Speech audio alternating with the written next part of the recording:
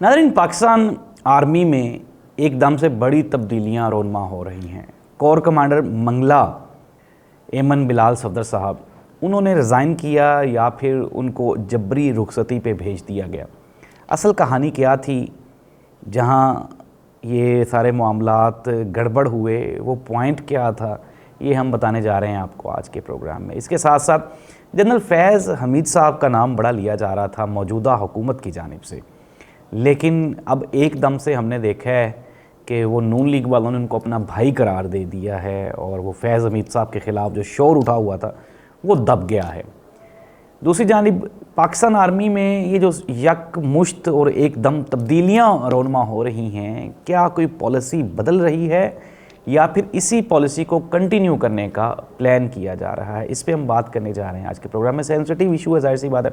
सबसे पहली बात तो ये कि कोर कमांडर मंगला, ये जो मंगला है, मंगला की सीट आपको याद होगा कि जनरल परवेज़ मुशर्रफ साहब जो थे वो भी कोर कमांडर मंगला ही थे जब ये सारा मामला ख़राब हुआ था। तो फिर उसके बाद वो चीफ़ आर्मी स्टाफ बने। तो कोर कमांडर मंगला, ज़ाहिर सी बात है कि वो ऑन डिमांड रहते हैं, ऑन टॉपिक रहते हैं, इन डिस्कशन रहते हैं।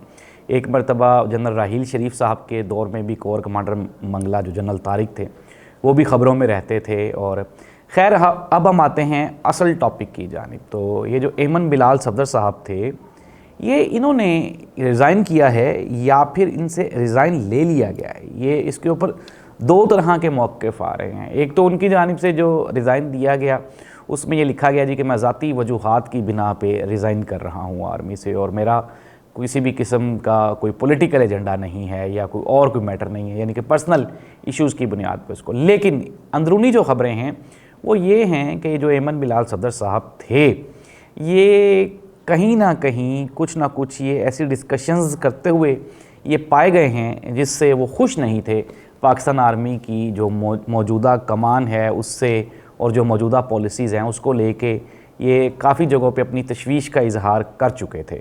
और लेकिन आप बड़ी ख़बर ये नहीं है कि एमन बिलाल सफदर साहब जो हैं ये रिज़ाइन हो गया और वो चले गए हैं। बड़ी ख़बर ये है कि कैबिनेट ने इसके ऊपर फ़ैसला किया और फिर उनका रिज़ाइन एक्सेप्ट किया। और अब आपको हम एक ब्रेकिंग न्यूज़ देने जा रहे हैं। बड़ी ख़बर वो ये है कि आर्मी में आइंदा चंद दिनों में, जिस तरह हमने देखा कि जजेस को भी कुछ इस तरतीब से मुरतब किया जा रहा है कि कुछ ऐसे जजेस जिनका जहन इस्टेब्लिशमेंट के साथ नहीं मिलता, हमने देख भी लिया कि 3 जो सीनियर 3 जजेस थे पाकिस्तान के, उन्होंने रिसेंटली रिज़ाइन कर दिया और अपने ओहदों से वो फारिग होके वो घर चले गए। और फिर उसकी एक बड़ी वजह आप समझ सकते हैं कि वो पॉलिटिकल ही थी। जस्ट लाइक दैट एमन बिलाल सफदर साहब के रिज़ाइन नहीं आया, उनको शायद ये बताया गया या समझाया गया कि बजाय इसके कि आपकी सर्विस कंप्लीट होने वाली है तो आप अपने सर्विस बेनिफिट्स से भी जाएं, तो आप बेहतर है कि आप रिज़ाइन करके खामोशी से घर चले जाएं। लेकिन ख़बर मैंने फिर दोबारा कहा कि ये बड़ी ख़बर नहीं है कि एमन बिलाल सफदर साहब रिज़ाइन कर गए। बड़ी ख़बर ये है कि आने वाले दिनों में आपको मज़ीद पाकिस्तान आर्मी में कुछ ऑफिसर्स रिज़ाइन करते हुए दिखाई देंगे। और अगर हम इस पर खुल के बात कर लें तो ज़ाहिर सी बात है, सिंपल इज़ दैट कि ये डिसाइड किया जा रहा है, जिस तरह अगर हम बात कर लें कि DGISI की एक्सटेंशन नदीम मुंजिम साहब की, तो प्लान यही है कि पॉलिसी यही रखी जाएगी और इसी पॉलिसी को आगे फर्दर लेके चला जाएगा, क्योंकि मौजूदा जो मामलात हैं उसमें कोई पॉलिसी की तब्दीली होती हुई दिखाई नहीं देती।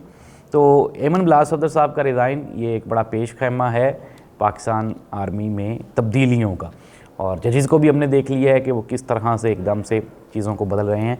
हमने आपको प्रोग्राम में बताया था मियां नवाज शरीफ साहब के बारे में कि नवाज शरीफ साहब हाउस अरेस्ट हैं और फिर किस तरह से वो नाराज़ होकर मरी चले गए। मरीम नवाज साहब उनको मना के ले आई हैं और आजकल वो तंदूरों के विज़िट करवा रही हैं और रोटियों का वज़न चेक करवा रही हैं मियां मोहम्मद नवाज शरीफ साहब को। अलबत्ता मियां मोहम्मद नवाज शरीफ साहब का भी पाकिस्तानी पॉलिटिक्स में वज़न वही रह गया है जो 16 रुपए वाली मार्केट में रोटी का रह गया। जिस तरह 16 रुपए वाली रोटी ना ही तो कोई ख़रीदने को तैयार है और ना ही कोई बेचने को तैयार है, बिल्कुल इसी तरह से मियां मोहम्मद नवाज शरीफ साहब को भी कोई एक्सेप्ट करने को भी तैयार नहीं और रिजेक्ट करने को भी तैयार नहीं है। और अगर हम बात कर लें, मियां मोहम्मद नवाज शरीफ साहब 2 सीटों से इलेक्शन लड़े थे। एक आपको पता ही है KPK में थी, तो वहाँ पे भी उन्होंने कोशिश की थी कि रिकाउंटिंग करवा लें या किसी न किसी तरह से रिज़ल्ट तब्दील करने की बात की गई, लेकिन वहाँ से उनको इनकार हो गया था। अब जो बड़ी खबर है वो ये है कि ये जो NA 130 लाहौर वाली सीट है, वहाँ पे भी सुना ये जा रहा है या ख़बरें ये हैं कि आने वाले दिनों में मियां मोहम्मद नवाज शरीफ साहब की वो वाली सीट भी ख़तरे में।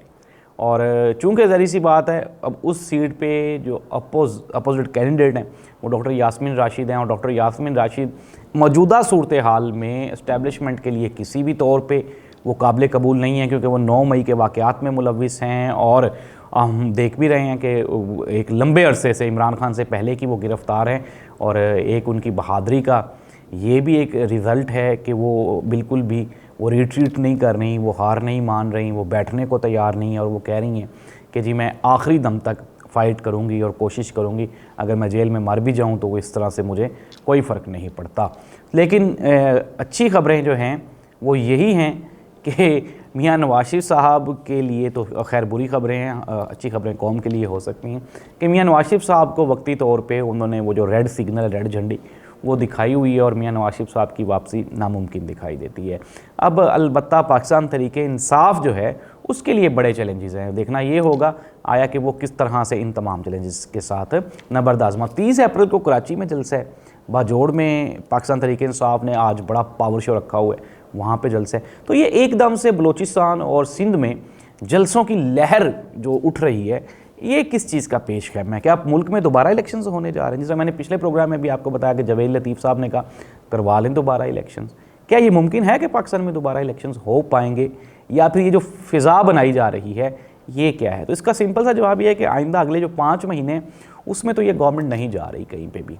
और चूँकि अभी वक्ती तौर पे मैं फिर वही कह रहा हूँ कि दूल्हे के पास कोई और ऑप्शन नहीं है और ना ही दुल्हन के पास कोई और ऑप्शन है, तो फिर ये जो तलाक़ें होनी हैं इसके लिए अभी 5 महीने दरकार है, फिर उसके बाद इद्दत के 3 महीने डाल लें तो ये 8 महीने ये हुकूमत चलने वाली है। 8 महीने से पहले ये हुकूमत नहीं कहीं भी जा रही।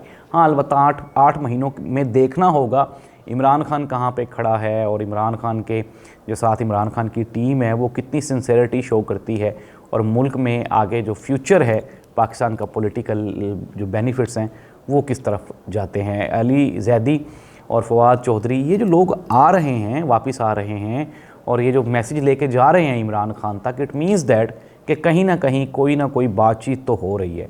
और इमरान खान साहब की तरफ से ये कहना कि जी मैं मुल्क और कौम की खातिर अगर पसपाई भी इख्तियार कर लूँगा, पीछे भी हटने को तैयार हूँ, लेकिन मैं बात उन्हीं से करूँगा। अब ज़री सी बात, हमने आपको पहले भी बताया था कि मोहतरमा बेनज़ीर भुट्टो जब आई थी तो उन्होंने भी उस वक्त काफ लीग से बातचीत करने से इनकार कर दिया था, और उन्होंने कहा था कि जी मैं मौजूदा जो हुकूमत है यानी कि परवेज़ मुशर्रफ साहब, मैं उनसे बात करूँगी, मैं काफ लीग वालों से बात नहीं करूँगी। और इमरान खान भी उसी पॉलिसी पे गामजन हैं, वो ये कहते हैं कि मैं शहबाज शरीफ से बात नहीं करूँगा, क्योंकि शहबाज शरीफ तो वज़ीर आज़म है नहीं, और शहबाज शरीफ से तो बेहतर है बंदा मोहसिन नकवी से बात कर ले। तो मोहसिन नकवी से आपने देख भी लिया था, वहाँ पे गंडापुर साहब की मुलाकात भी हुई।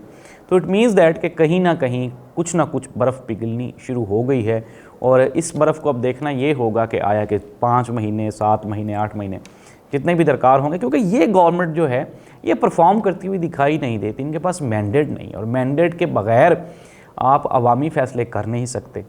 अब एक तो चीफ़ जस्टिस साहब की जो मुद्दत मुलाजमत है उसमें तोसी का मामला है, और फिर उसके बाद चीफ़ ऑफ आर्मी स्टाफ जो हैं पाकिस्तान के, उनकी भी मुद्दत मुलाजमत में चूँकि ख़त्म हो जाएगी 1 साल के बाद, तो फिर उनका भी आगे एक्सटेंशन का इशू होगा। तो ये जो तब्दीलियाँ हो रही हैं पूरे के पूरे स्ट्रक्चर में, ये एक बड़ी तब्दीली का पेश खैमा है, और पॉलिसी बदलेगी। ये मैं आपको पहले भी बता चुका हूँ कि चूँकि इस्टेब्लिशमेंट भी जो होती है वो अवामी पावर के बग़ैर, अवामी मैंडेट के बग़ैर फ़ैसले नहीं करती।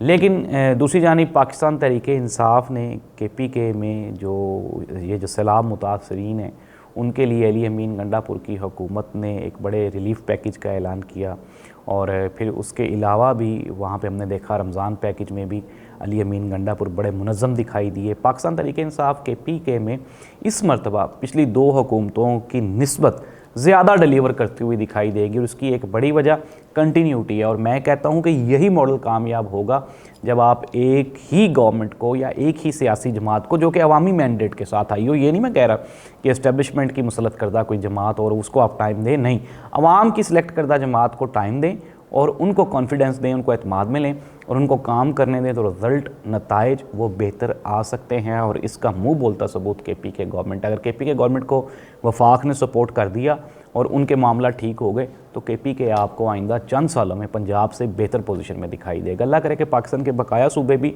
हालात उसमें बेहतर हो जाएं। बलूचिस्तान में हमने देखा किस तरह पंजाबियों का कत्ल हुआ। इस तरह की चीज़ें नहीं होनी चाहिए। अल्लाह ताला इस मुल्क का हामी नासिर हो। अल्लाह हाफ़िज़।